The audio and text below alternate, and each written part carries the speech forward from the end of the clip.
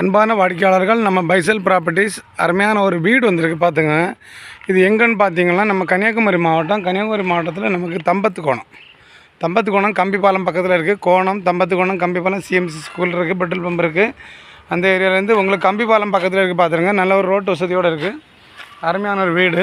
85 லட்ச ரூபா கேட்குறாங்க. 4 சென்ட்டில் இருக்குது பார்த்துருங்க. 85 லட்ச ரூபா 4 சென்ட்டில் இருக்குது வீடு.